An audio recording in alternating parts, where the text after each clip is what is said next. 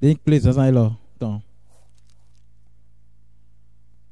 Avec le psaume 50, Pour des sommes candé ou.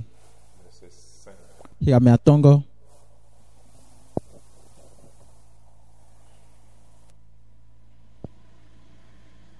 Avant cela, je vais prier. Tu vois les mini ha ma hode. Seigneur notre Dieu, Hakuna ma miton. nous bénissons ton Saint-Nom. Mi doni nkote wiweo. Nous te rendons gloire Ojo gigonue. pour ton amour. Ni wa intwe. Pour nyona to epo. Merci Père Mi dopen weto. pour nous avoir encore Do- donné l'occasion ce matin Alavo mi jro Jesus na elodi. de nous réunir en cellule Na dole akple do fi. pour écouter ta parole. Bona si do to hotwe. Sois avec nous, oh Dieu. Wa no poko mi po. Oint ton serviteur. Bwa dami tani mesin totwe. Tu vas utiliser ce matin De na zani mi zailo. pour nous parler de ta part. Bona si do hotwe ni mi. Bénis son ministère. Doni devizoton. Bénis, oh Dieu, ses projets. Doni de intito ton le. Nous les recommandons entre tes mains. Mise da lo to le me. Sois avec nous, oh Dieu. Ono poko epo ma wo. Bénis aussi mes frères et sœurs Le vo doni no vision chele. qui nous suivront par différents médias. De do todo mi azegbon mo gegejile. Bénis cette assemblée. Wa toni agun lo. Bénis notre interprète. Wa doni me no tu me gbe ni mi. Bénis notre technique. Wa doni de yin me ro mo le ji ni mi. Bénis notre chorale. Wa doni ngan jigbeta mi ton. Bénis tous les frères et sœurs, Seigneur. Bo doni no vision nyon le bi. D'une manière ou d'une autre, De do alokpa le bi jigbon we bodo azawa lo file. nous les recommandons à toi. Mise da lo to le me. Au nom de Jésus-Christ. Do Jesus Christ in come. Amen. Ami. Rassemblez-moi mes fidèles Wa kple me do gbeji chile nu mi. qui ont fait alliance avec moi par le sacrifice. De gbonde yin afosi samen bo nu ale po mi po le. Ce sont les fidèles de Dieu De yin ma osi vile we. que il nous a donné cette commission Bo e wa do azo lo zon ni mi we. de pouvoir les rassembler Do yin wa kple ye. comme il dit dans Matthieu Dile do gbondo Matthieu si we ma me.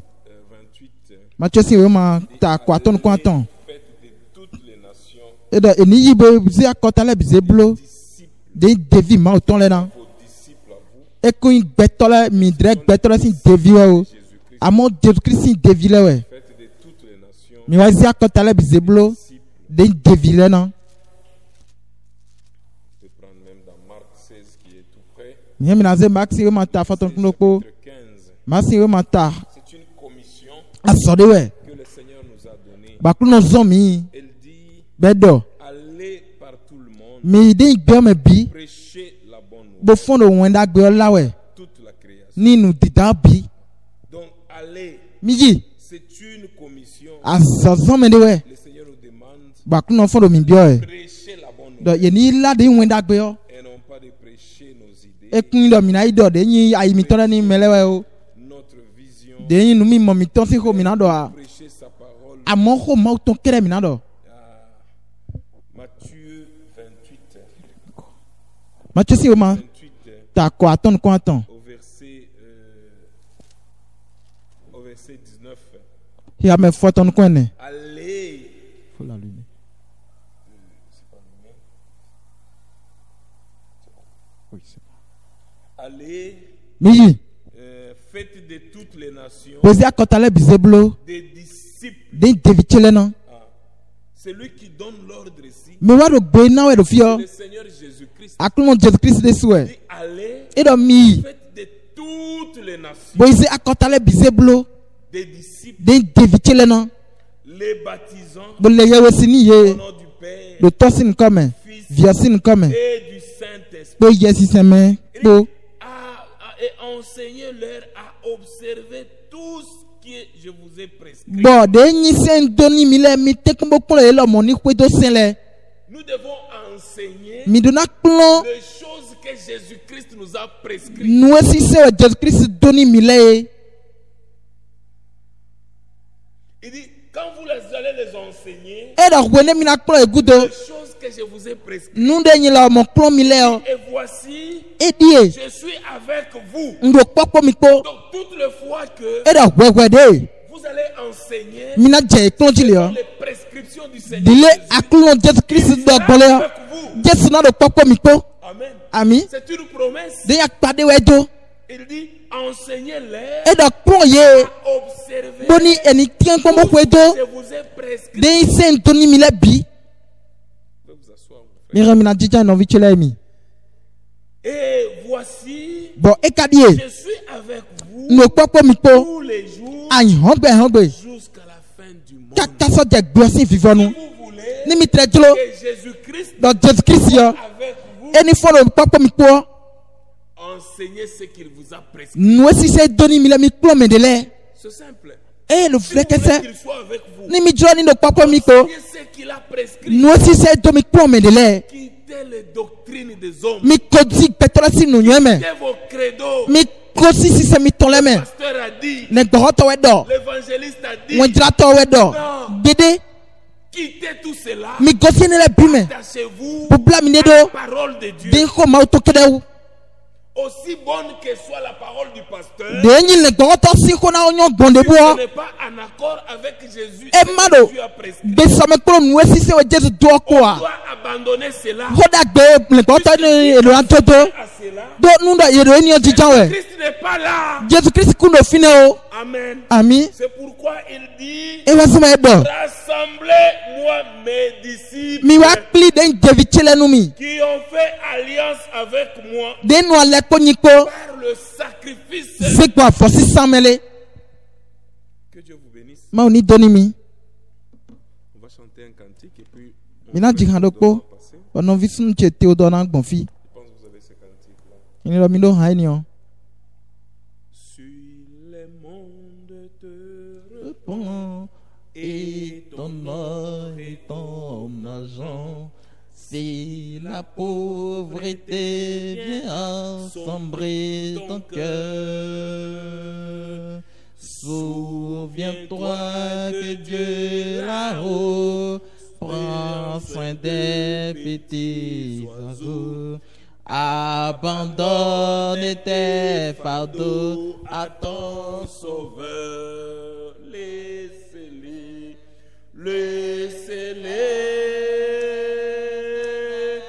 laissez-les, laissez-les, laissez tes fardeaux aux pieds de ton Sauveur. Si tu crois sans défaillir, il saura te secourir. Abandonne tes fardeaux à ton Sauveur. Si ton pauvre corps brisé a perdu force et santé, si tu pleures et tu frémis sous la douleur, Jésus sait, il veut bénir, Jésus sauve, il peut guérir.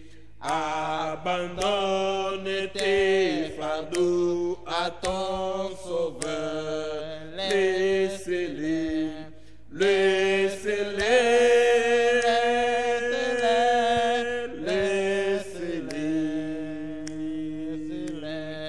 Laissez tes fardeaux aux pieds de ton Sauveur.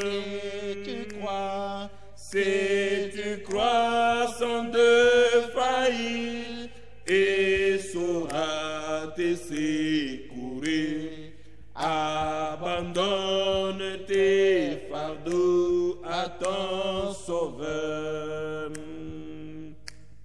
Sous les coups de l'ennemi, ton courage a-t-il faibli?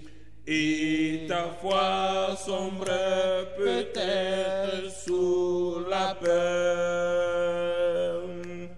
Souviens-toi que Dieu, ton Père, aime exaucer les prières. Abandonne tes fardeaux à ton Sauveur. Laisse-les, Laissez-les.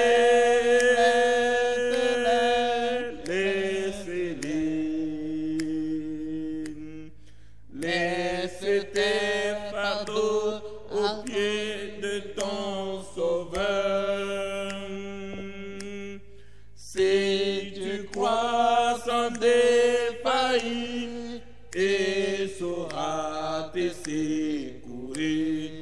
Abandonne tes fardeaux à ton sauveur.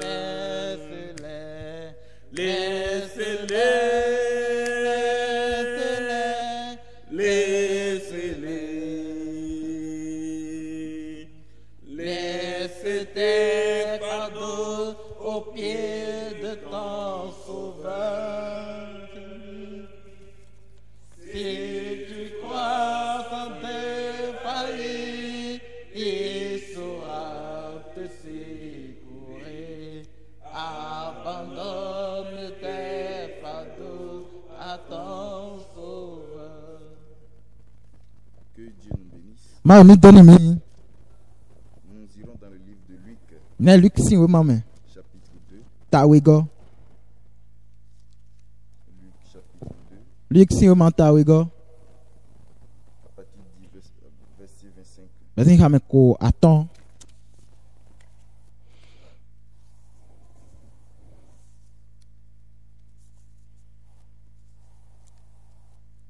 Et voici, Bon, edie. il y avait à Jérusalem Mi- un homme appelé Simon. Mimbokon nyane de Jérusalem beno ile de Simeon.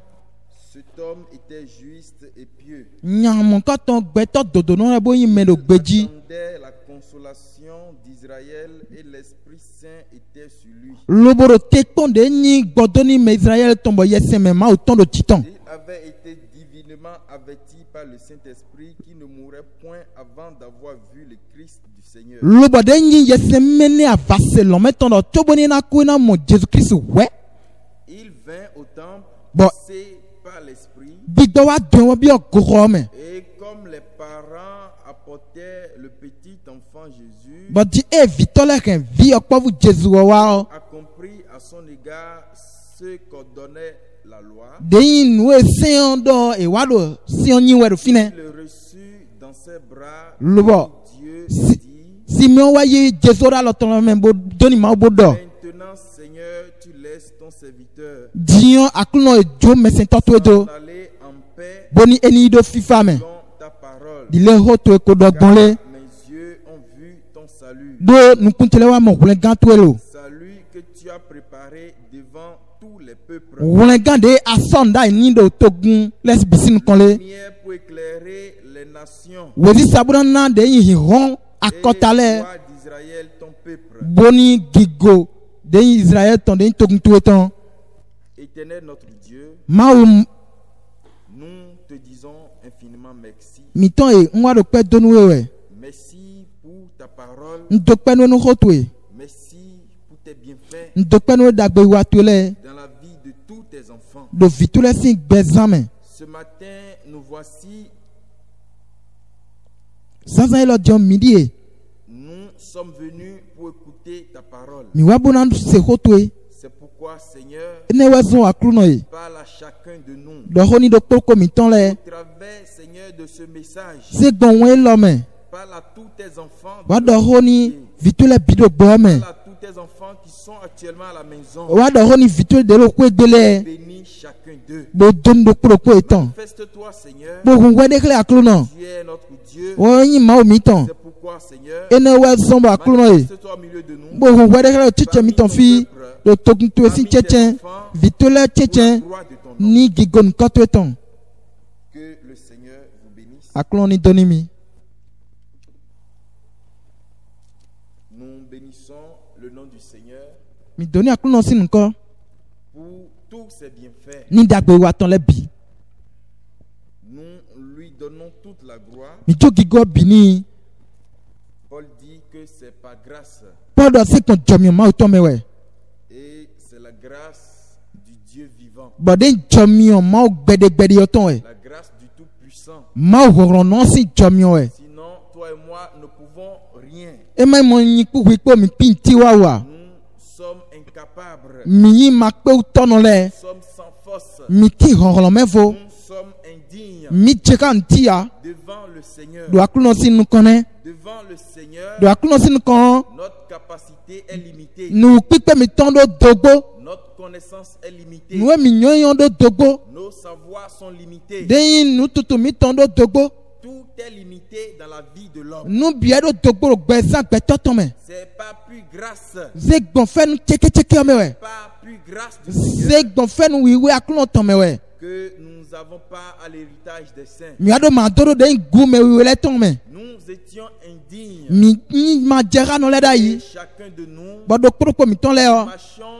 selon le train de ce monde. mi no zɔli zi sɔha ɖe di dɔgbɛ lɛ ɔmɛ tɔn Nous marchons selon la convoitise du monde. mi no zɔli zi sɔha ɖe nuku kɛ gbɛ lɛ tɔn Nous wɛ marchons selon nos connaissances. mi no zɔli zi sɔha nu nyɔ ye mi do Nous lɛ marchons selon nos savoirs. mi no de nyi zɔli zi sɔha nu nyɔ mi Nous do marchons dans une vie qui était indigne. mi no gbɛ de me bɔ gbɛmɔ kɔtɔ mi no zɔli zi de me enyɔ de bua Une vie qui était contraire à la volonté de Dieu. gbɛ sɔta dro ma tɔn wɛ C'était la vie que nous menions dans le monde. den gbɛ de wɛ bɔ da yi mi no zizan na hɔn me wɛ Une vie qui était contraire à la parole de Dieu. gbɛ de wɛ bɔ sɔta ho ma tɔn tite gbɛ tɔn wɛ Qui nɛnu nous a éloignés de Dieu. gbɛ ne de do mi no zɔni ma wɛ C'est pourquoi, ene wɛ zɔn bien-aimés, wa yi namɔnɔ c'est yi la grâce du Seigneur. den jɔmi aklɔ tɔn wɛ C'est la grâce du Seigneur. jɔmi aklɔ tɔn wɛ Éphésiens chapitre 2. efɛsi wo ma ta wɛ gɔ Éphésiens chapitre 2. efɛsi wo ma ta wɛ gɔ Verset 1er. hiramɛnu kɔtɔn Il dit, vous étiez morts par vos offenses edɔ de nyi wɛhuhu mi tɔn lɛ mi ku de me da et yi par vos péchés. segbɔn nyilatɔ mi tɔn lɛ mɛ Nous étions morts. mi ko ku da yi xoxo Le péché nyilatɔ engendre la mort. enɔ dɔn kuwa Le salaire du péché, de nyi ale nyilatɔ tɔn ewɛ nyi ku il dit, nous étions morts. edɔ mi ko ku da yi Nous étions morts. mi ko ku da yi Il dit, pas edɔ segbɔn vos offenses, de wɛhu mi tɔn lɛ mɛ pas vos péchés, kuro de nyilatɔ mi tɔn lɛ mɛ dans ko lesquels vous marchiez autrefois. de mɛ mi tin do da yi bolo zɔni zi da yi xoxo Le le train de ce monde, ile kuku gbɛ lɔ tɔn selon tie le prince sɔxa de de nyi la puissance de l'air, ahɔvi hɔhlɔn jɔntɔn l'esprit qui agit maintenant dans Des- les fils de la rébellion. de gbigbe do nu wa do gufɔntɔvi lɛ mɛ egbe di Il dit, nous tous aussi edɔ mi lɔ mɔ biɔ da yi étions de leur nombre mi ko yi xixa do ye mɛ et nous vivions autrefois selon les convoitises de notre chair, bɔn da yi agbazanuku kɛmi tɔn lɛ tɔn mɛ mi do gbɛzan dɛ accomplissant les volontés de la chair wa do de dzro agbazatɔn lɛ blo wɛ da yi et de nos pensées. kporo limi tɔn lɛ tɔn ko Nous étions par nature bɔn se gbɔn gbɛza mi tɔn mi des yɔ enfants de colère mi yi xɔmɛ si tɔnɔ si vi comme lɛ les autres. tsi di mɛ de lɛ dɔkun Nous étions par nature se gbɔn gbɛmi tɔn mi yɔ des enfants de colère mi yi xɔmɛ si tɔ si vi lɛ comme les autres. tsi di mɛ de lɛ da yi Il dit, nous étions morts. edɔ mi ko ku da yi wɛ Nous étions morts mi ko ku da yi par nos offenses, se gbɔn de wɛwuwu mi tɔn lɛ par mɛ nos péchés. se gbɔn nyilatɔ mi tɔn lɛ mɛ Notre vie gbɛmi tɔn était contraire à la vie de Dieu. esɔ ta gbɛ ma o dzro le Notre vie était contraire à la vie de Dieu. gbɛmi tɔn sɔ ta de yi gbɛ ma o tɔn da yi C'est pourquoi, ene bien wɛ aimés, zɔn wa yi namɔnɔ yi si ce matin, ni zanzan yi lɔ nous n'avons pas à l'héritage des saints, mi aɖo ma do do de gu mewe lɛ tɔn mɛ c'est yɔ la grâce du Seigneur. de dzɔ mi aklɔ tɔn wɛ Ainsi, Paul dit dans 1 Corinthiens mɔwɛ sɔbɔ paul wa do de di dɔ do kɔrɛnti wɛ ma nu kɔtɔn 4, mɛ verset 7, ta ene ya mɛ tɛn wɛ gɔdɔ dit, qu'est-ce qui te distingue? edɔ nu de tɛ kɔnɔ de wɛ do fo Qu'as-tu que tu n'aies reçu? nu de tɛ ka do tibɔ ema yi na yi na wɛ Et si tu l'as reçu, bɔn nu ye ka na wɛ yɔ pourquoi te glorifies-tu ani wɛ a kana go comme go si tu ne l'avais pas reçu? tsi di mɛ de ma na wɛ dɔn Il dit, qu'as-tu edɔ nu de tɛ kumɛ a do et que tu n'aies reçu? lobo ni yɛ ma ka na wɛ Et si tu l'as reçu, a ka do wɔ pourquoi ani wu ka te wɛ a glorifies-tu? kana yi gona C'est la grâce du de Seigneur. dzɔ mi aklɔ tɔn wɛ C'est pourquoi ene wɛ bien-aimés, zɔn wa yi namɔnɔ nous devons être reconnaissants. mi do na yi tututɔ tan Nous devons être reconnaissants mi do na yi tututɔ lɛ à Dieu ni mawu pour tout ce qu'il fait ni nu ewa de la bi pour nous. ni mi C'est la grâce de Dieu. de dzɔ mi mawu tɔn wɛ Paul dit paul dɔ dans Éphésiens do efɛsi wɛ ma mɛ chapitre 2 toujours, tawe gɔ tɛgbɛ verset 8. Ame tanton go. Il dit car Ero do. c'est par la grâce Se kon chomyo mewe. que vous êtes sauvés Ni mon kule gaide. par le moyen de la foi. Se kon nui wa ise ton dali. Et cela ne vient pas de vous, Bon mo ko ton kungozi mi go. c'est le don de Dieu. Amo ni na ma uton kawe. Cela ne vient pas de Nu vous. mon ko ton gozi mi go. Notre connaissance est limitée. Nu yo mi ton do dogo. Nos savoir-faire sont limités. Nu yo wa mi ton do dogo. Tout en nous est Nu limité. bi do mi me wa do dogo. Il dit c'est le don de Dieu. Ero nu ni na ma uton kawe. Et au verset 9, Bon si ame tene go. il dit, ce n'est point par les œuvres Ero konsole gbansole mewe o. afin que personne ne se Roboni glorifie. mere ni wa tite bo ahun ko. Ce n'est point par les œuvres Ekusin ya sole mewe o. afin que personne ne se Boni mere glorifie. ma tite bo igoton o. La grâce du Seigneur, Chomyo akluno ton. cette grâce Chomyo ene. qui est manifestée envers nous, Nde yin hikle do mime on. envers nous qui sommes des pécheurs, Mime de yin na dono da ile. envers nous qui sommes indignes de Do le Seigneur. do la mime ma jara da kuno C'est kon. par la grâce de Dieu. E da se kon chomyo ma uton mewe. Et au verset 11, Ba ya me wolo ko go edo. verset 13, Ha me wi atongo. il dit, mais maintenant, E da mo tiyon en Jésus-Christ, do Jésus Christ me on. vous qui étiez jadis éloignés, Mime de da ikoko mi ko lo soni on. vous avez été rapprochés E wa ton mi se ko etilo. par le sang de Christ. Se kon de yin kanto Christ ton me. Dit, vous avez été rapprochés E da e wa ton mi se ko e. par le sang de Christ. Se kon kanto Christ ton dali. Nous étions éloignés de Dieu. Da yi mi lo soni ma we. Nous marchons conformément Mi lo soni si aux soha. lois de ce monde. De yin se gbe lo ton we. Autrefois, Da yi hoho. nous étions livrés Mi ko yin à la chichona. convoitise de ce monde. De nou ki kon. Nou ku ken gbe lo ton. Et nous étions éloignés de Dieu. Ba mi ko lo soni ma ou da yi. Mais il dit, vous avez été rapprochés Amo ti e da e wa ton mi se ko. par le sang de Christ. Ma ou se ko kanto Jésus ton me. Nous avons été rapprochés E wa ton mi se ko ma ou. par le sang de Christ. Se kon Christ kanto me. Nous avons été rapprochés. E wa ton mi se ko. Nous étions indignes. Mi ma jera no le da yi. Et Job dit, Ba job do. l'homme serait-il juste devant Dieu? Beto kasi to dono lo mo sin ko. L'homme né de la femme Beto e nyonu ji. serait-il juste devant Dieu? Zi ho to me kana nyono ma nu ko. Est-ce que l'homme né de la femme Den beto e nyonu ji o. serait-il juste devant E Dieu? kasi to dono lo mo sin ko. Aucun de nous Beto lo pomati lo mi me. n'avons rien fait Bo bulo nu de. pour mériter la grâce de Dieu. Kaka bona jera joha jamyo ma Et la uton. Bible dit dans Jean 3 Mo wewe de chansi o ma ta que to Dieu me. a tant aimé le monde. Ba ma u yin wani glodi. Et cet amour Ba wani mo koton. que Dieu a manifesté envers nous, De ma o so hle lo mi wo. nous n'avons rien fait Mi ma blo nu ti. pour mériter ça. Kaka bo jera lo. C'est la grâce de De Dieu. jamyo ma uton we do mo. C'est pourquoi, chers frères et sœurs, E ne we so no visin nyon chele. nous ne devons regarder personne selon son passé. Mende ti ma ti ba mi na pon se kon so e wa ito me. Nous ne devons regarder Mi personne ma si kon beto de selon son passé. se kon de so e wa ito me. Car Dieu ne s'intéresse pas à notre passé. Do so e wa mi ton ma kuno ponde ne wo. Notre passé devant Dieu So e wa mi ton lo ma nu kon. est jeté dans la mer de l'oubli. Ma ko se yin de ya huwe no won we me. Il nous a justifiés E ko sun to do wani mi. sans regarder notre passé. Ko ma kon de yin so mi ton wu. Était impur. De yin ma we da yi. Lobo ma jera da yi. Nous ne devons jamais regarder le passé. Mi de ma do quelqu'un. na kon de so e wa me de ton kon Le gbere. passé de quelqu'un ne compte pas. So e wa yi me de ton ma yin nu C'est son ko nu na présent ha. qui compte. E ti no fit tro tro ti e na ha. Et l'apôtre Paul dit, But ye nous David Paulo. aussi, mi lo mo autrefois, da yi hoho. nous étions de leur nombre. Mi ko ndo kpolo kika ito le me. Nous étions du nombre des malfaiteurs. Mi ko ndo kpolo de nyanya wa to le Nous me. étions du nombre des pécheurs. Mi ko ndo kpolo de nyina dono le me da Nous yi. étions du nombre de ceux qui se sont éloignés de Dieu. Me do sani ma o le da yi. Mi ko ndo kpolo e me.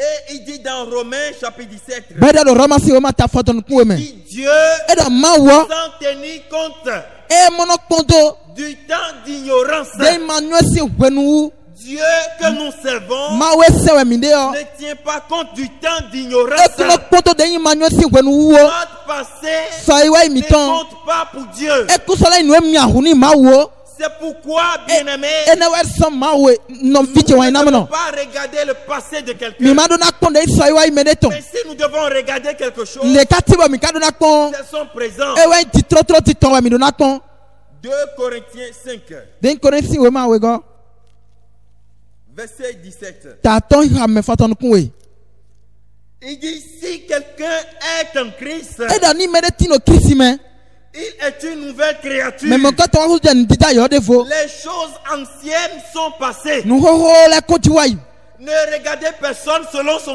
ni ma sɔn lɛ passé. kpɔn mɛ de sɔ ha de nyi sɔ iwa tɔn de wo Ne regardez personne ni ma kpɔn gbɛtɔ de selon son passé. sɔ ha de nyi sɔ iwa tɔn wo Parce que si il est en Christ, do e wa ti no kirisi mɛ mɛ de ti no kirisi mɛ tiɲɔ il est une nouvelle créature. e awo jɛ nin dida yɔ de fo wɛ Dieu le voit comme une nouvelle créature. ma wa do kpikpɛ ti nin dida yɔ de fo Regardez le temps d'ignorance. bɔn kpɔn ma nyɔ si wɛnu Dieu ne voit pas le temps d'ignorance. ma o kusɔlɔ lo mi mɔ wɛ de sɔ iwa yi le o Les hommes peuvent voir le temps d'ignorance. gbɛtɔ la kana kpɔn de nyi ma nyɔ si Les hommes wɛnu peuvent regarder le passé d'une de personne. gbɛtɔ la kana kpɔn sɔ iwa yi gbɛtɔ de tɔn a ma ma Quand wo il nous accepte, nu eyi mi yɔ il oublie notre passé. sɔ iwa yi mi tɔn no ŋun wɛ Notre passé sɔ iwa yi mi tɔn est jeté dans la mer de l'oubli. e ko senyi do hu nu wɔn tɔn mɛ Les hommes peuvent regarder gbɛtɔ la kana kpɔn et comparer notre vie du passé. bɔna tirɛ gbɛ mi tɔn hohɔ Mais Dieu, a ma ma wɔ il nous justifie. e ko sun dodo wɛ ni Il mi nous regarde comme des gens qui n'ont jamais péché. ko alo mi ko wɛ tiri mɛ ma wa ɲan to kpɔn gbere ale dɔn C'est pourquoi il dit, e wɛ sɔmɛ dɔ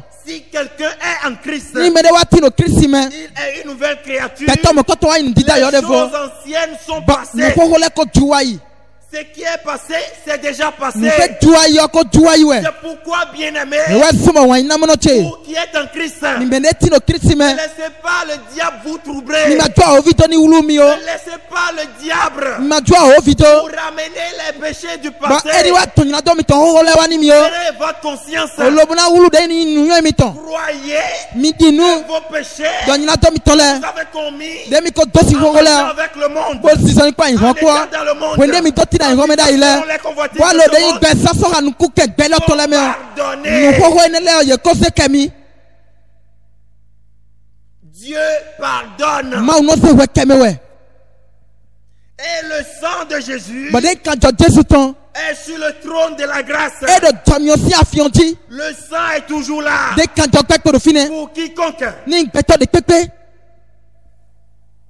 C'est pourquoi Pierre dit, e wɛ sɔmɔ piɛ dɔ il dit, le Seigneur ne t'aide pas dans l'accomplissement de e do la promesse, akunɔkunɔli do de nyi akpagbɛtɔ la si tsitsɛ mɛ o mais il use de patience amɔ ekɔnɔ furu sulu zan wɛ avec vous, do na mi ne voulant qu'aucun périsse. bɔn mana tura o mɛ de ni ma ku Ne voulant qu'aucun périsse. e kunɔ tura o mɛ de ni ku o Le Seigneur appelle le pécheur. akunɔ fɔ do ɲinan dɔnɔ yɔrɔ wɛ Et quand le pécheur vient à lui, bɔn wende ɲinan dɔnɔ wa gɔtɔn le Seigneur de yan kunɔ ne tient plus compte kunsɔlɛ kpɔntɔ de son temps d'ignorance. de ma ɲɔ si wɛnu tɔn wu o Cela doit être très important pour nous. numɔ kɔtɔn dɔ ataji ni mi tan Ne laissez pas Satan vous ni troubler. ma jɔ a o vi tɔ ni wulu mi o Le Seigneur, akunɔ il nous a justifiés. e ko sun dodo wɛ ni mi Il nous regarde bodo mi kpɔn wɛ comme des gens qui n'ont jamais péché. kiri pɛtɛ ma wa ɲinan dɔ lɛ kpɔn gbere dɔn Lorsque nous sommes en Christ, wende mi dɔ ti no kirisi mɛ le Dieu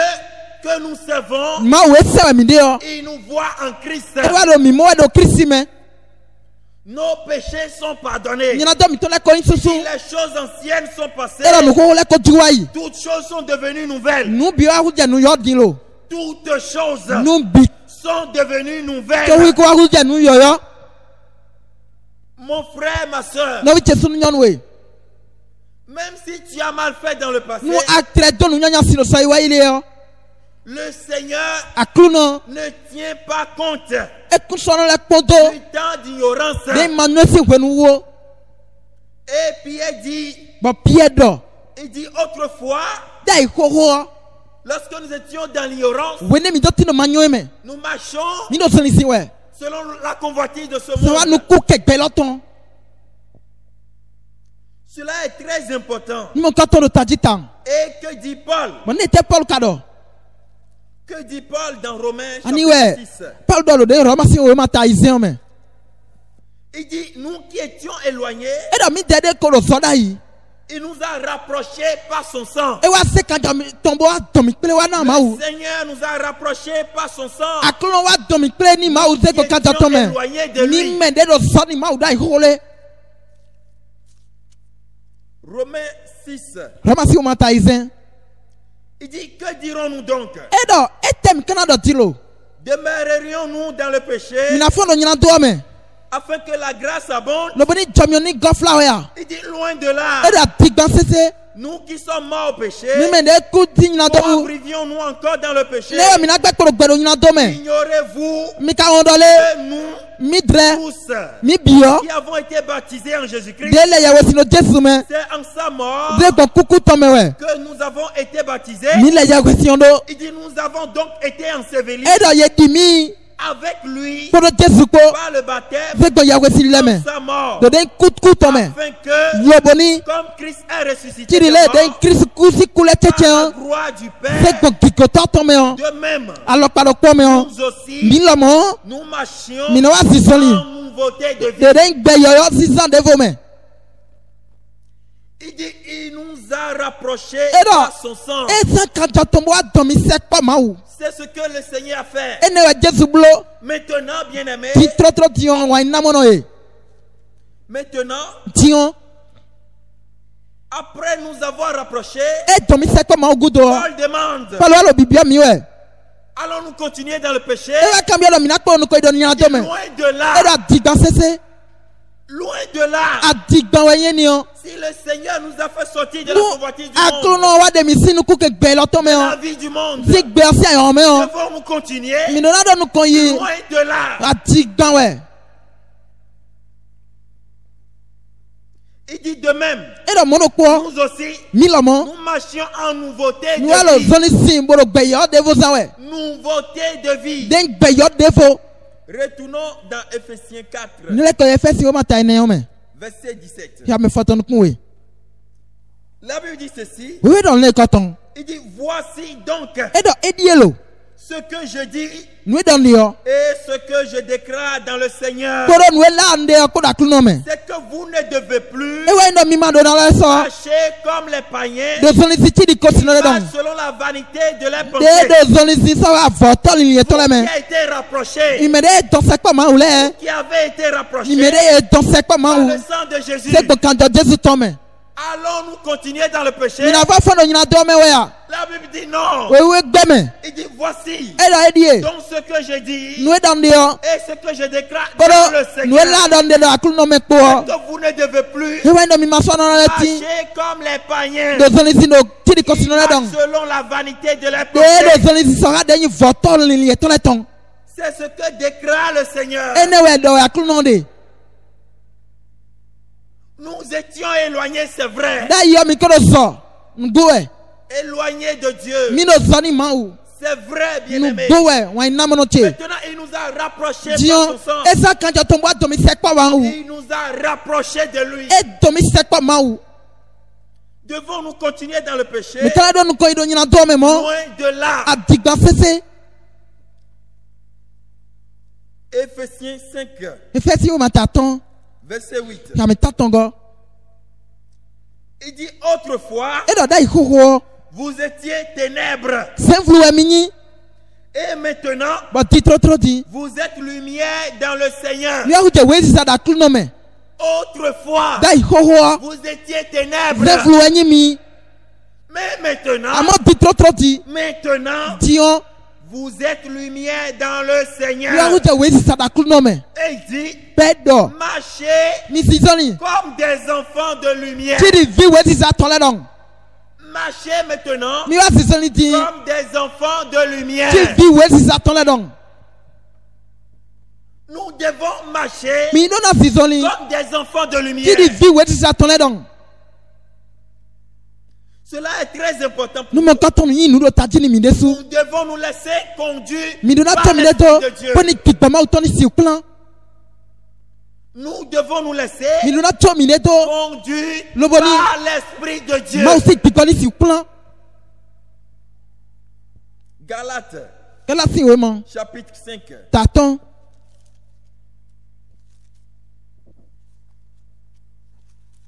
verset 16. Yame foton knoko.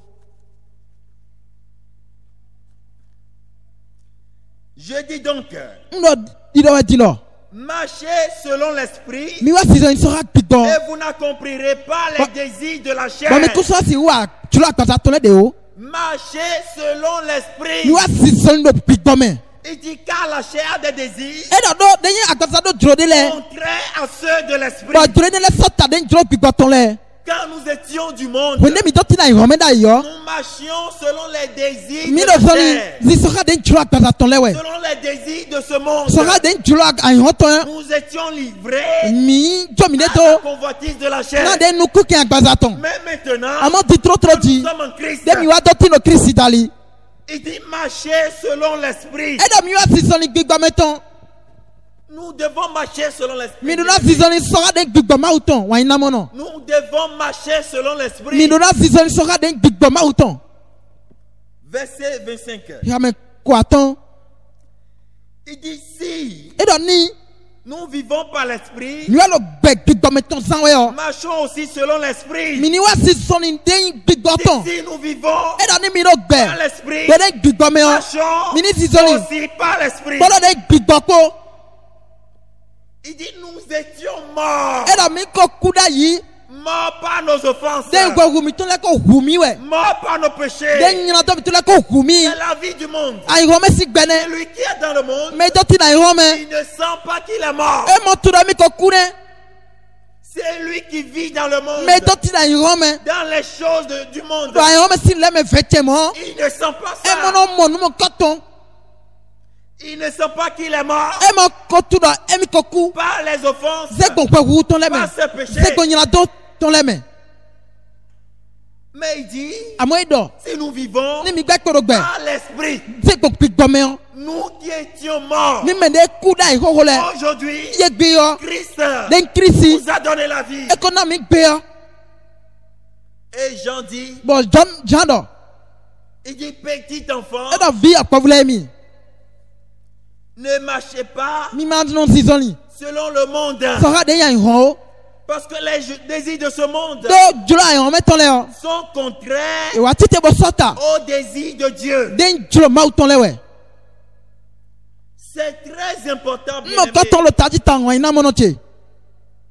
Nous qui étions morts Mi me de ko ku da ho ho le. par nos offenses, Se gon pe wu mi ton le me. par nos péchés, Se gon nyina do mi ton le me. il nous a rapprochés E wa to mi se à la vie. bona mi den gbe. C'est pourquoi E de we so mo. marchons aussi selon l'esprit. Mi ni season ni do gbigbo me. Un enfant de Dieu Bi ma ton de o. doit marcher selon l'esprit. E do na season so ha julo gbigbo ton Un le. enfant de Dieu Bi ma ton de ne o. doit pas marcher E ma do na season ni. selon la convoitise de la Se chair, gon e nu ku ke agbaza ton selon me. les désirs de ce monde. Se gon e julo gbe la ton le me. 1 Jean, Jean koton. 1 Jean 2, verset 6. Ta we go hia me izen. 1 Jean, Jean koton. chapitre 2, verset 6. Ta we go hia me izen.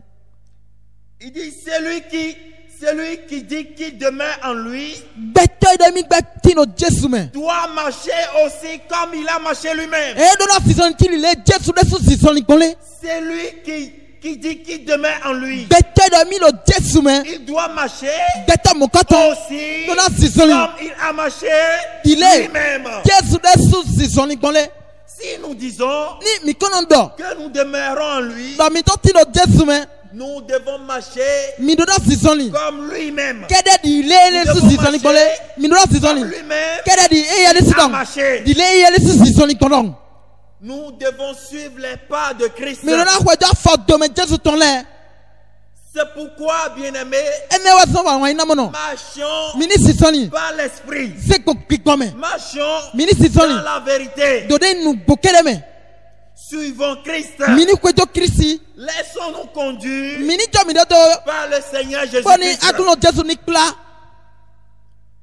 Il dit dans Galates, Fara lo galasi we wa me. que les désirs de la chair do agbaza si dzro lɛ o sont contraires dzro agbaza to lɛ aux sɔta désirs de l'esprit. den dzro gbigbɔtɔn Et quels sont les désirs de la chair bɔn de tɛ ka ɲi dzro agbaza tɔn dans lesquels nous vivions de mɛ wɛ autrefois? mi san gbɛdida yi xoxo Galates 5.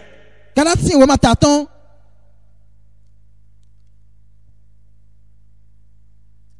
Il dit, à partir du verset 17, bɛsi hame fɔtɔn kun we il gɔ dit car la chair eyɔ do agbaza a o des désirs edo dzro de lɛ contraires à ceux de l'esprit. bɔn dzro mɛ kɔtɔ sɔta de dzro gbigbɔtɔn lɛ Et l'esprit en a bɔn gbigbɔ lɛ si do dzro tɔn lɛ de contraires bɔn à esɔta ceux de la chair. de agbaza tɔn lɛ Ils sont opposés entre eux. ewa lo ta sɔ ìdílé wɛ do fi lɛ Afin que vous ne fassiez point lobori mi ni ma sɔ lɛ ablo ce que vous voudriez. nuwe mi le si dzro titi da yi Au tɔ mɛ verset 8, il dit, yame ta to gɛ dɔ vous êtes conduits par l'esprit. mi dɔ gbigbɔ wa jɛmi kila Vous diɔ n'êtes point sous la loi. mi kun sɔ sɛngulɛ o Qui ont les œuvres de la chair àmɔ de y'a gbata si sont dzro lɛ o manifestes. azɔ tɔlɛ lo ganagana Et quelles sont les œuvres de la chair? bɔn de tɛ ka yi de y'a azɔ agbaza tɔn lɛ Il dit, edɔ ce sont l'impudicité, ewa numa wewi wa l'impureté, de yi la dissolution, jikui de yi xɔ ma tɔn de ko l'idolâtrie, de yi husisɛn la magie, de mazi kibiblo les inimitiés, de yi mɛ filɛ bo wa lɛ de yi tilɛ les jalousies, de yi wuhan les animosités, de kalidanu wi wa les disputes, de yi nu titɔn les lɛ divisions, de yi kikilan les sectes, de yi sisɛ barabara lɛ de yi dzro l'ivognerie, de yi hanumu les essais de table, de yi nuɖugɔ et disɛ dzilawu les lɛ choses semblables, gbɔdɔ nuwe nɔ ti numɔ kɔtɔn lɛ dɔn et les choses semblables. gbɔdɔ nuwe nɔ ti numɔ kɔtɔn lɛ wi wa dɔn Si nous sommes en lui, ni mi tɔ ti nɔ jesu mɛ nous devons mi marcher dɔ zizɔli comme il a marché. ile jesu zizɔli Nous gbɔlɛ devons marcher mi dɔ zizɔli selon les désirs de l'esprit. di dzro gbigbɔtɔn lɛ dɔn Et Jésus dit, bɔn jesu dɔ lui ne peut servir deux maîtres. gbɛtɔ do kuma sisɛ mɛ si we do kpɔ Soit il haïra l'un abi ena gbɛ wani mɛ et diɔ aimera l'autre. abi ena nyi wani mɛ diɔ Ne pouvons pas servir Dieu mi ma si sɛ ma wu en vivant selon la convoitise du monde. gbɔna lɛ do gbɛ sɔga de nuku kɛ gbɛ lɔtɔn Nous ne pouvons pas servir Dieu mi ma si sɛ ma wu en vivant selon les désirs de la chair. gbɔna do gbɛ do dzro Et agbazatɔn lɛ quels mɛ sont ces désirs? de tɛ ka yi dzro agbazatɔn yi ne lɛ De les énumérer. paul wa ici. lɛ ye tɛmɛ yi lɛ mi tɔ do fi do galasi wo ma ta tɔn mɛ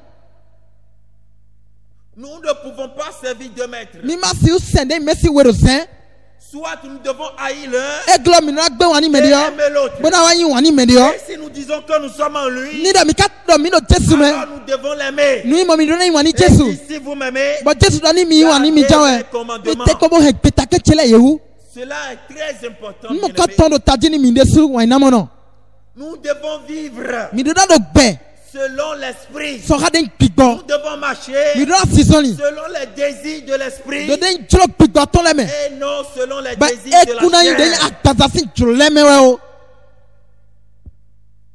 C'est très important. numɔ kɔtɔn do taji tan Romains rɔmasi wo ma chapitre 8. ta tantɔn Romains 8, rɔmasi wo ma verset 4. hame negɔ Il dit, et cela edɔ eniyan afin que la justice de la loi fût accomplie edzabo ni dodosiɛtɔ ni dzidzɛ en nous do mimɛ qui marchons de do zɔlisi selon la chair, sɔga de yi agbazada yi qui marchons non selon la chair, ekun do agbazamɛ wɛ o non selon la chair, mi do zɔlisi se gbɔn agbazamɛ wɛ ya mais selon l'esprit. amɔ do gbigbɔmɛ wɛ Il dit, ceux en effet edɔ meti do mɔlɛ vivent selon la chair, gbɔdɔ gbɛ do de yi agbazamɛ lɛ o s'affectionnent aux choses de la chair, edɔ do wanyi ni agbazasi lɛ tandis que bɔn de yi akpafo de ceux yɔ qui vivent mɛ do wanyi selon do l'esprit mɛ s'affectionnent do gbɛ do de yi aux gbigbɔmɛ choses de l'esprit. edɔ do wanyi ni gbigbɔsi lɛ Et au verset 8, ayamɛta tɔngɔ il dit, or, edɔ nui mɔ ceux qui vivent selon la chair mɛ do gbɛ do agbazamɛ ne lɛ seraient prêts à Dieu. de kuna nyɔni ma gbɔn gbede do fi de o Ceux qui vivent selon la chair mɛ do gbɛsɛn do ne agbazamɛ seraient prêts à de Dieu. kuna nyɔni ma gbɔn gbede o C'est important.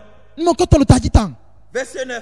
Hametenego. Il dit pour vous, Anon edo ni midreo. vous ne vivez pas selon la chair, Mikundo de ingpesa na mais kazameo. selon l'esprit. Amodo kikome kawe. Si du moins Ni adavo. l'esprit de Dieu De kikoma uton. habite en vous. Edo kwelo mime. Si quelqu'un n'a pas l'esprit de Dieu, No mene maro Christ il bigwa. ne lui appartient pas. Mais mon kato kui Christon. Et nous devons avoir l'esprit de Ba Christ. mikalo no bigwa Christon. Cela est très important. Ni mo kato no Si taditam. quelqu'un n'a pas l'esprit No de mene Christ, tiba maro Christ bigwa. il ne lui appartient Deta mo pas. kato kui Christon. Nous ne pouvons pas avoir l'esprit de Christ Mi ma si do bigwa Christon. et vivre selon les désirs de Bona la do de chair. ingbedo jura gaza tomele mene. Et si quelqu'un vit selon la chair, Edo ni mene do gbeda gazameo. il ne sera prêt à Dieu. Deta mo kato kusi jema o se jido fide kon kwedeo. Si quelqu'un n'a pas l'esprit de Christ, No mene maro Christ bigwa. il ne lui appartient pas. Deta mo kato kui Christon.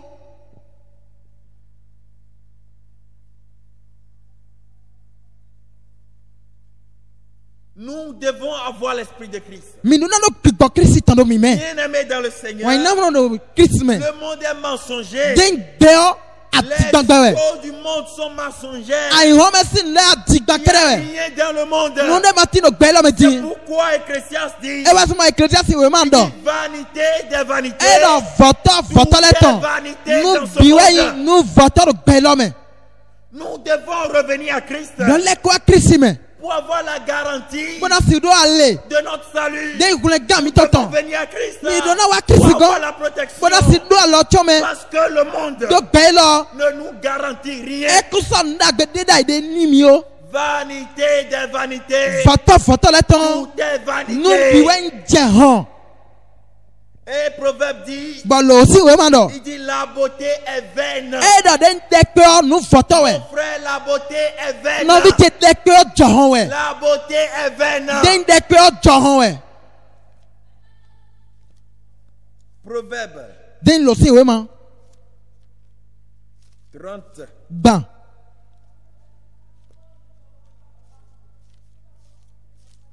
Vivons selon l'esprit de Christ. Mi wa do gbedo den gbigbo Jesu to me. Si quelqu'un n'a pas l'esprit de Christ, No gbedo de ti mama do gbigbo il Jesu to. ne lui appartient pas. Deta mo ko to ko Et Christ nous to. devons avoir l'esprit de Christ. Ba mi do na do de Christ gbigbo Ceux dandan. qui ont l'esprit de Christ ne Deta do Christ gbigbo le o. marchent pas selon la convoitise de ce E monde. kuro si den so ka nu ku ke gbelo ton o.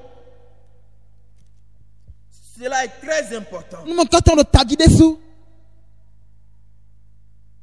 La beauté est vaine. De pe nyinyo nu voto we.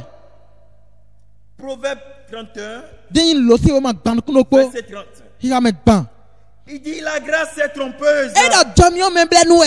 et la beauté est vaine. Ba den de pe nyinyo nu La voto we. femme qui craint l'éternel Nyon we no di est kasi celle qui manofo. sera louée. Gbe nyon mo ka to we si mo pipa.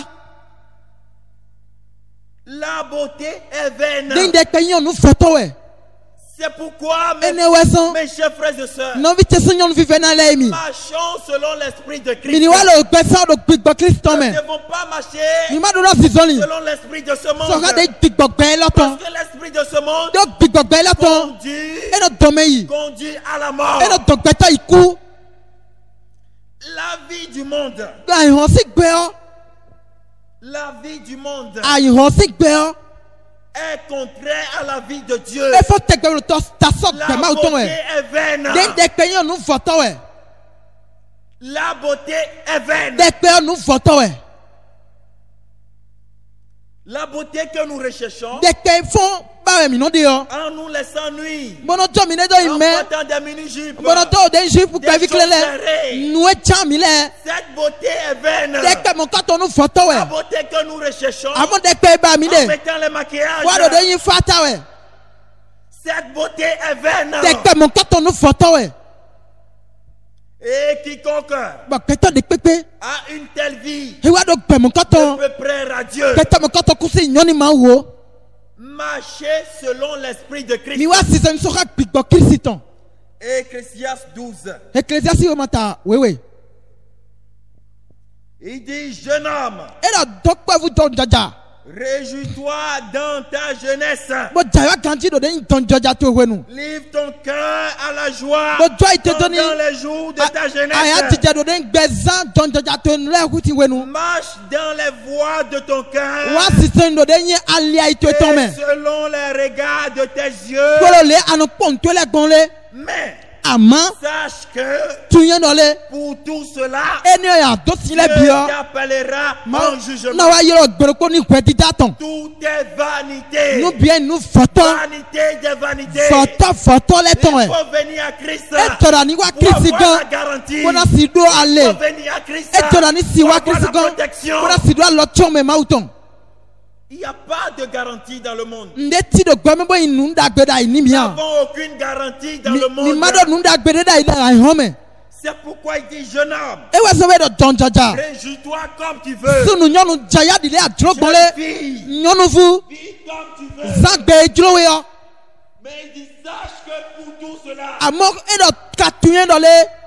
pour toutes tes œuvres, Avo ya dosi le bio. pour tout ce que tu auras à faire, Nu ya do bona dosi le Dieu bio. t'appellera en jugement. Gbero kpona subo asana subo ma Selon na les da wa ton désirs de we. la chair. Agbata si jro le zagbe ko e me ko. Dieu Amo mawu. t'appellera E na fo mo ilo en we. jugement. Do de kwetita.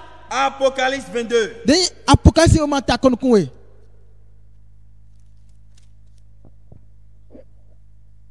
Verset 11. Hame oroko. Que celui qui est injuste Boni ma wa dodo no. soit encore injuste. Eni fo lo ma wa dodo no ton me. Que celui qui est souillé Me kwiti. se souille encore. Eni fo lo ti kwito me. Et que le juste pratique encore la Boni justice. dodo ni fo tegbero dodo wa we. Et que celui qui est saint Boni se sanctifie me encore. me we ni fo lo ki class we me. Et au verset 12, il dit Ma hame ceci, o go idon ne ko ton. voici, Edie. je viens bientôt Chawe et disane. ma rétribution Bode ma mi mati yo. est avec moi E do pa ko nye pour ko. rendre à chacun Lo bona si Johnny me ko selon ko. ce qu'est son œuvre. So ha de azo e wale. Pour rendre à chacun Bona si Johnny me ko selon ko. ce qu'est son So œuvre. ha nu de azo to yin le. Les désirs de la chair Agbata si jro le we ya. sont E contraires fo lo ta so tegbe. aux désirs de l'esprit. Den jro gbigba ton le. Jeune homme, Jọnjọja nyɔnu sunu. réjouis-toi dans ta jeunesse. Jaya ganti do de nyi jọnjọja wenu to ye. Vive selon les désirs de la Koza chair. gbɛsɔn ha de ŋtsoro agbasa tɔn. Mais sache que Jigbɔ ka tu nɔ. Dieu t'appellera en jugement. Gbɛdɛ kona so o ma na yɔrɔ ni kweti da tɔn. Et Jésus dit, Bɔn Jesu dɔ. que servirait-il à l'homme E tɛ kana wa ɲini gbɛtɔ. de gagner le monde Bona mo ayi hɔn bi da lɔ et mɛ. de perdre son âme? Bona hiali tɔntɔn bu. Que te serviras-tu E tɛ wɛ kana wa ɲini de we. gagner le monde? Bana mo gbɛtɛ le Ce fi monde guto. qui ne nous donne même pas aucune garantie. Bɛɛ ma na mi n da gbɛdɛ kɔn Il n'y a gbɛdɛ. pas de garantie dans ce Nu monde. da gbɛti la yi hɔn mɛ fi ya. Que serviras-tu De tɛ wɛ kana wa de ɲini gagner we. ce monde Bana mo gbɛtɛ le bi do guto. et de perdre ton âme? Bali tɔtɔ na wa hɛn bu gbɛdɛ ko. C'est lui qui n'a pas l'esprit de Christ. Gbɛtɛ ma do kirisi gbigbɔ. Il ne lui appartient pas. Gbɛtɛ mo kɔtɔ kun kirisi tɔn o. Galates Galasi we ma. 6. Ta yi zɛn.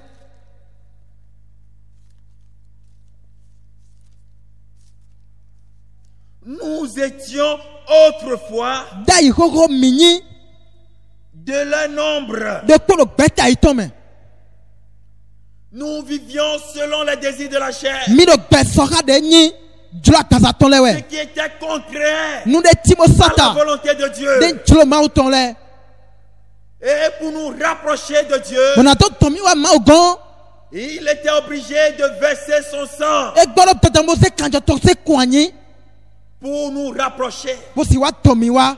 C'est pourquoi, mon frère, ma soeur, E wa sɔn de yi nɔvi cɛ si nyɔnu. sache que Dieu t'appellera en jugement. Tuyɛ dɔ gbɛdɛ ko na suma na yɛlɛ mi na Selon la wɛti ta. vie que tu es en train de mener, Sɔha de gbɛsan de yɔ. Dieu t'appellera en jugement. Mawu na yɛlɛ wa wɛti ta mɛ na. Galates 6, verset 7. Galasi o ma yi zɛn ta tɛn we gan. Ne vous y trompez pas. Kpɔ mi ma bilɛ mi de o. On ne se moque pas de Dieu. Ye kuno ta mawu ko. Ce qu'un homme aura semé, Nu ye gbɛtɔ de na do. il le Nu moissonnera. mɔ nkɛtɔ ye na wa ya. Mon frère, Nɔvi cɛ. ce qu'un homme aura semé, Nu ye gbɛtɔ de na do. il le Nu moissonnera. ye ne ye gbɛtɔ na wa ya. Si tu sèmes selon les désirs de la Nu a chair, do sɔ ka dzro de ya gbasa tɔn lɛ selon yɔ. la convoitise du monde, A do nuku kɛn de gbɛ tu tɔn. moissonneras. A na wa ya nuku kɛn. Il dit celui qui sème e ɖe me doa pour sa chair ni agbaza tɔn moissonnera ena wa ya de la chair ena wa ya agbaza la corruption. de ya hiziwe doa Celui qui sème me ka to pour l'esprit ni de gbigbɔ moissonnera ena wa ya de l'esprit de gbigbɔ la tɔn vie éternelle. de gbɛmanɔfɔ C'est très important. numu katɔ lo tadzi de su Par son sang, si gbo kantɔ tɔn dali il nous a rapprochés. iwa kpili mi bo tɔn mi wa ma o gan Le sang était versé de kantɔ kun yanyi pour nous. do tami tɔn mɛ Sophonie chapitre 1, sofo si o ma ta nukɔtɔn verset 18. hame fɔtɔn nukɔtɔn Ni leur argent, de kpɛ etɔn lɔ ni leur or de yin sika etɔn ne ti pourront les délivrer e ma si xɔ gbɛni ye au jour de la fureur de de l'éternel. de xɔme si zagbe akplɔ Par tɔn le feu de sa jalousie, de gbɔn wu xɔ tɔ si tout le zɔmɛ pays sera consumé. ena fiɔ tɔ bi Car il détruira do ena viva su do de gidi mɛ les habitants du de pays. gbɛtɔ ete lo tɔ mɛ lɛ bi Ni leur or, de sika ga etɔn ni ti leur argent. de kpɛ ga etɔn ti Mon frère, ma soeur, nɔvi tɛ so nyɔnu we peut tout acheter dans ce monde ati xɔ lɛ bi do gbɛ mɛ avec ton argent, kpɔdɔ de kpɛ to ekpo avec ton or. kpɔdɔ sika ga to ekpo Tu peux même acheter asi xɔ la justice des hommes. de dodo gbɛtɛ la tɔmɛ na su dodo da gbɛ wɛ nu we do kpɛ to Même wutu la justice de dodo wɛ da gbɛ na su nu peut we te faire faveur. eke na blo drɔ jɛ ne nu we Mais la justice de Dieu amɔ dodo ma tɔn we ya ne te fera jamais faveur. ekuna blo drɔ jɛ kpɛ to si blo tɔ tɛ tɔ nu we ya kpɛ to Tu ye peux acheter ekisɛ na la xɔ justice du monde. de ɛhɔn si wɛ dida Le tribunal du monde. de wɛ dɔ gbasa gbɛ lɔ Avec tɔn ton argent, amɔ kpɛ to ye ya non. de sika ga to Tu ye n'achèteras ekuna xɔ jamais kpɔ gbede la justice de Dieu. de wɛ dida ma tɔn o. Le tribunal céleste. de nyi wɛrɛ gbasa lɔn tɔmɛ tɔn akɔtɔ kun si xɔ o Chapitre 2. tawe gɔ Et il dit ceci. bɛɛ dɔn ne kɔtɔn Rentrez en vous-même. mi biɔ mi de mɛ Examinez-vous, bo agbedze mi de mɛ kpɔn nation sans pudeur. de nyi akɔta bibi mɛ fɔ tɔn de Rentrez en vous-même. mi wa biɔ mi de mɛ Dieu, mawu c'est un Dieu d'amour. mawu de bo do wɔn nyinyi Joël, joel si wo ma tawe verset 13. hame wɛ atɔn Il dit maintenant encore, bɛɛ dɔ di ne soɔ dit l'Éternel, manufɔ de mɔnɔ wɛ revenez à moi mi lɛ kɔ agɔntse de tout votre cœur, si ayi mi tɔn mɛ avec bigui des jeux, kpɔdɔ de nyi avec des pleurs nubla avi yɛlɛ ko et des lamentations. kpɔdɔ de kpe fifɔn lɛ ko. Verset 13. hame wɛ atɔn gɔ Déchirez vos cœurs mi wa fufu ayi mi et tɔn non vos vêtements. eku inu sisa mi tɔn lɛ Et wɛ o revenez à l'Éternel, wale kɔ de manufɔ notre kɔn Dieu, mawu mi tɔn gɔn car il est compatissant do mɛ ne bolo se et vivɛ ni mɛ miséricordieux, boyin mɛ mawu le bila nukuni mɛ tɔ ko fa do de yin xɔmɛ si mɛ bo et gɔn riche en bonté, koro ɲɔna ko et il se repent des Bon. mots qu'il envoie. bɔn eno C'est le moment de revenir à Dieu. owe ni eti bɔ mina lɛ kɔ mawu gɔn Comme cet enfant prodigue. ti di akpagbe viɔ dɔn L'enfant prodigue, akpagbe viɔ lorsqu'il est retourné, Oui, il les- est retourné et les corps. dans les désirs de la chair. wa de yin agbasa si dzo lɛ mɛ o Il était retourné dans la vie du monde. wa lɛ kɔ ye bɛ ayi hɔn tɔn mɛ o Après avoir fait son examen, e wa gbe dze ntɔn mɛ fo o il voit qu'il n'était plus correct. e wa mɔdɔ dze ke mi ko sɔlɔ nyɔ de o Et il est revenu. bɔn e lɛ kɔ wa Et lorsqu'il est revenu, bɔn ko ne lɛ kɔ wa o. le père était dans la joie. tɔtɔn wa tina ya jijɛ mɛ Et la Bible dit, bɔn wewe dɔ quand une seule personne se repent, wo ne gbɛtɛ dɔ kpɔlɛ il y a fɔtɔ de la joie dans les a ya cieux. jijɛ dɔ tino lɔn tɔmɛ tɔn Mon frère, ma soeur, nɔvi tɛ sinu nyɔnu toi qui m'écoutes en ce wa mɛ ne moment, yɛrɛ tɔ do mi yɛ zɔzɔ di le Seigneur t'appelle à revenir. akunu lo yɔ da ni lɛ kɔ wa Le Seigneur t'appelle akunu yi lɔ we à quitter ce chemin. bɛni ani gɔsi ali yɛ ne ho Très De- à son chemin. fɔ tali tɔn le Ésaïe 55. ezɛsi o ma kan de fɔtɔn Ésaïe 55. ezɛsi o ma kan de fɔtɔn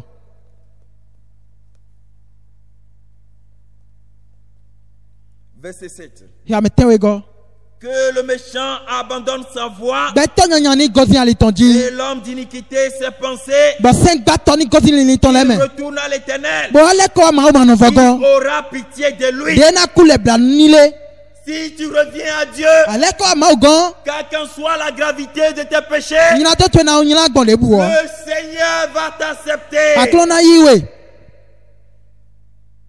Il est prêt, mon frère, ma soeur, E do gbe sa me no bi cheso nyonu. à t'accepter. Bona yiwe. Que personne ne te condamne. Beto de ni ma da wenu o. Que Dieu ne te condamne Do pas. ma kuna da wenu we o. Et ce qu'il désire pour Nwe toi, ka jolo do tatwe me o. c'est que tu reviennes avant qu'il ne Ni soit wendo. trop tard. Weni ule ya wa. We woni wenu ni wai. Que bientôt, E mai mo asane il ti. sera trop tard. He na wa anawa gbo wenu.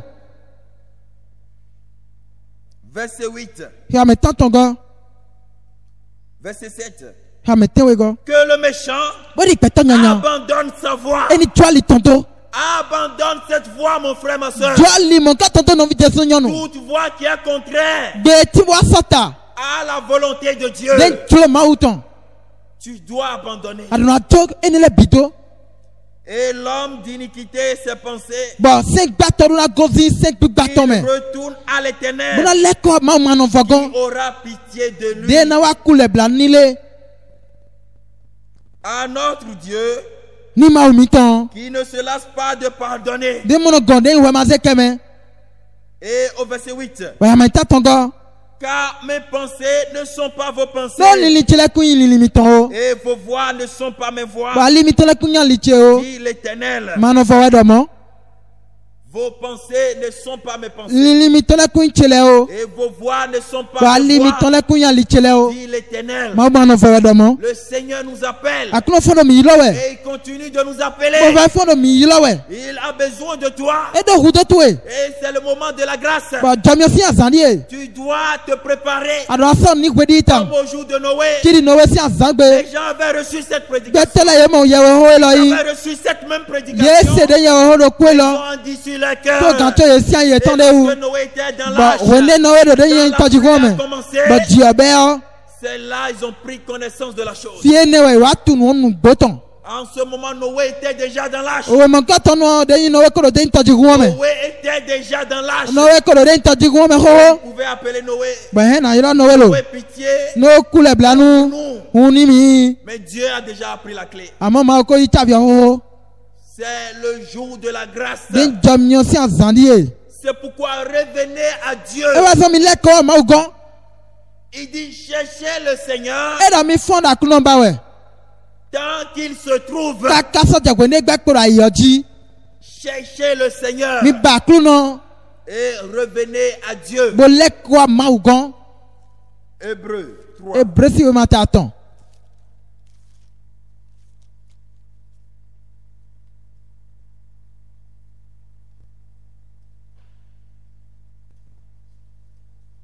Verset 7. Ya me ten we go. Il dit c'est pourquoi, E da ene we so bo. selon ce que dit le Saint-Esprit, So anu ye se men lo ro we o. aujourd'hui, Ye gbe o. si vous entendez sa voix, Ni mi do peton se we o. n'endurcissez pas vos Ni ma cœurs si ayi mi ton le o. comme lors de la Kiri de révolte, gu fon zangbe do. le jour de la tentation dans le désert. De gbe kule pon wa do gbe tro tro me o.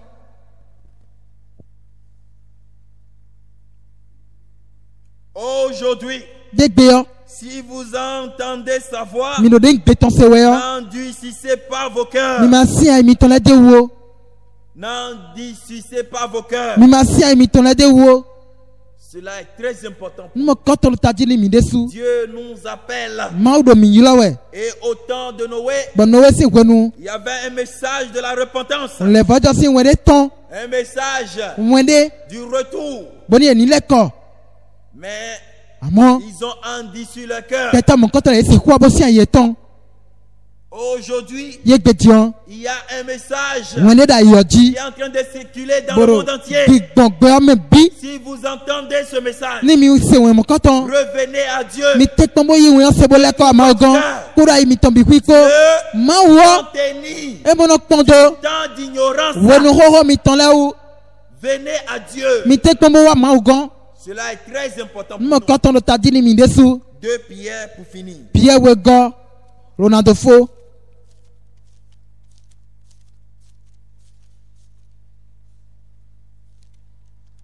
2 Pierre 3, T'attends.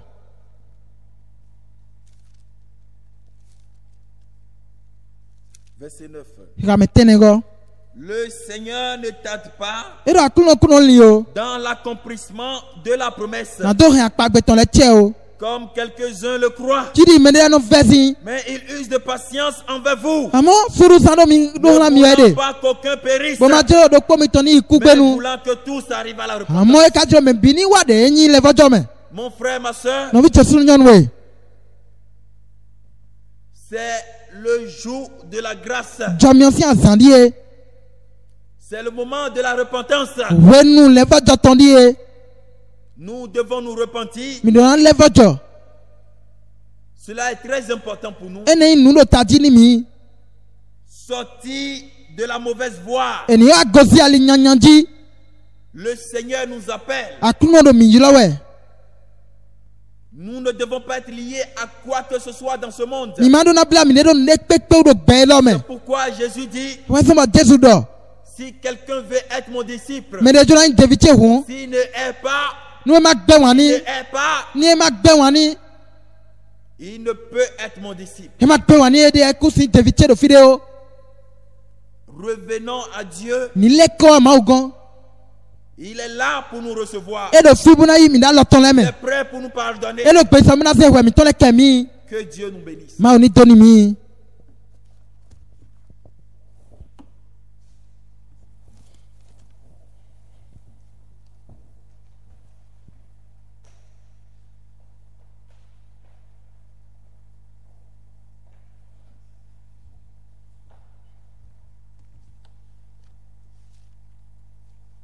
Que Dieu soit loué. Ma oni mo pipa yi. C'est vrai. Ngbo e. Le Seigneur nous a parlé. Aklon do honi mi. C'est un Dieu qui est fidèle, Ma o de bo do gbeji. comme il est dit dans Hébreux chapitre 4. Ile do lo ebresi o ma ta ene o me do. Et quand vous prenez d'abord l'écriture que le frère a lu à la fin, Nu do mi le ze we fo e non vio ha do fifo nu. dans Hébreux chapitre 3, verset 7, Ebresi o ma ta ton ha me ten we. c'est pourquoi, Ire ni we son. selon ce que dit le Saint-Esprit, Nu de yin bigbodo. aujourd'hui, Ye gbe o. pas demain, So e jawe we a. si vous entendez Ni sa voix, mi se gbeton. n'endurcissez pas vos cœurs, Ni ma si a mi tonde wo. comme lors de la révolte. Ti de gufon si azan gbedon. N'endurcissez pas Mi ma si vos en. cœurs, Di ya yi mi ton o. comme lors de la révolte, Ti de gufon zan gbedon. au jour de la tentation dans Do le désert, pour les consignes à Zandido, Petrotro me.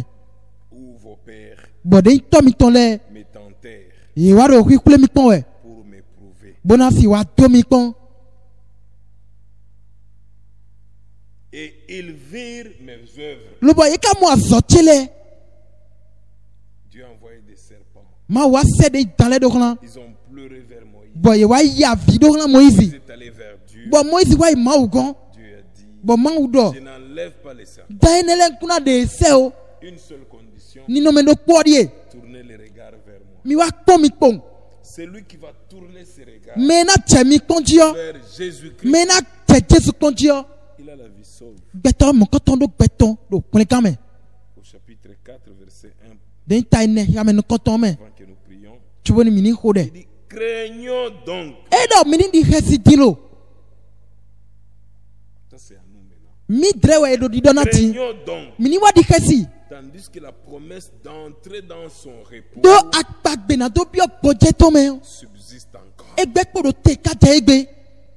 Qu'aucun de vous Boni do po mi ton. ne paraisse être venu trop tard. Ni ma li lo je ke mi gbo gwenu bo wa o. Donc pour le moment, Ti o gwenu o dion. il y a encore le temps. De gwenu pe kporo te. Nous pouvons entrer. Mi ke mi na bio boje o me. N'endurcissez pas vos cœurs Ni ma si ayi mi ton le o. comme lors de la révolte. Ti de go fon si azan gbe don. Car cette bonne nouvelle Do mwenda gbe lo. nous a été annoncée aussi bien qu'à eux. Ye dani mi ganji ile dani ye do mo gbon le. Ce que nous avons entendu, Eni on de mi se dion. même dans le désert, Do gbe trotro me de ils so. ont aussi entendu. Ye lo mo ye se ganji. Mais Ama. la parole qui leur fut annoncée Ho indi doni ye hwene nuo. ne leur servit de rien. Eko inde wani ye o. Parce qu'elle ne trouva pas de la foi chez ceux Do. qui l'entendent. Mais c'est quoi mon kato eku mo ise do ye me o. Même vous aujourd'hui, Mi drede so ye gbetion. si vous ne trouvez pas de la foi Ni. en cela, Ho mon kato mi ma mo ise de me a. on peut prêcher, Yesi do ho. mais si elle ne vous est pas destinée, Amo no e mai mi ton. vous risquerez de devenir comme eux. Minati di beto do beto tro me hwene nuo le La don. parole qui leur fut annoncée Ho ene indi doni ye do beto tro me. ne leur servit de rien Eku wantini ye o. parce qu'elle ne trouva pas de la foi Do ho mon kato e mo ise de me a. chez ceux qui l'entendirent. Mais c'est là. Que Dieu vous bénisse. Ma oni toni mi. Nous allons prier. Mini hode. Seigneur notre Dieu, nous bénissons ton Saint-Nom et nous te rendons gloire pour ton amour et pour ta bonté. Merci pour cette merveilleuse parole que nous avons entendue ce matin. Éternel, c'est vrai, tu ne comptes pas le temps d'ignorance. Quand nous venons à toi, ô Dieu, tu nous justifies par le moyen du sang qui a coulé ce jour-là au calvaire. Père, c'est pourquoi nous te disons sincèrement merci pour la grâce que tu nous as accordée, puisque nous ne sommes pas sauvés par nos œuvres. C'est seulement par la grâce, ô Dieu, que tu l'as fait. Ô Père, c'est pourquoi nous te disons sincèrement merci. Merci, ô Dieu, pour avoir permis que nous puissions encore écouter cette parole. Mais nous voulons, Seigneur, que la parole que nous venons d'écouter puisse trouver de la foi en nous. Fait que tout celui qui l'a écouté par tous médias, ô Dieu, que cela puisse se trouver, ô Dieu, de la foi en lui.